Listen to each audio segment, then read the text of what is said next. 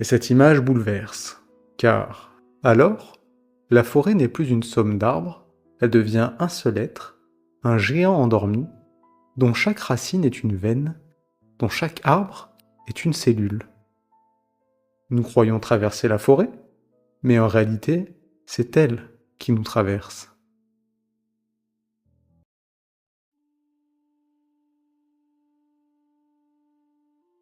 Lorsque nous pensons au monde végétal, nous l'imaginons régi par la compétition. Chaque arbre cherche la lumière, chaque tronc s'élance vers le ciel pour capter les rayons du soleil.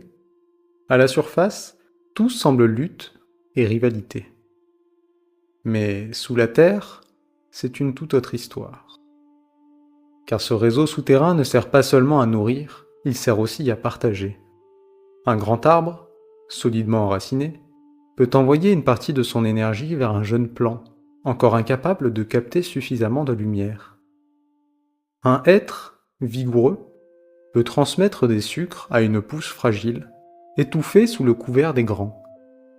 Certains arbres alimentent même leurs voisins malades ou blessés, comme s'ils leur offraient une chance supplémentaire de survivre. Ce geste, pour nous paraît déroutant, car, dans notre logique humaine, pourquoi un arbre donnerait-il ce qu'il a durement accumulé? Pourquoi offrirait-il sans attendre en retour? Et pourtant, la forêt fonctionne ainsi. Ce qui semble être un sacrifice n'est peut-être qu'une stratégie de survie plus vaste. En aidant un arbre faible à tenir, c'est toute la communauté qui se renforce. Et la solidarité ne s'arrête pas là. Un arbre attaqué par des insectes ne souffre pas en silence. Il envoie un signal chimique transmis par ses racines et amplifié par les champignons. Ses voisins reçoivent l'alerte et ils modifient alors leur propre chimie, renforcent leurs feuilles et produisent des substances amères ou toxiques qui repousseront les agresseurs. La souffrance d'un seul devient la vigilance de tous. La douleur individuelle devient protection collective.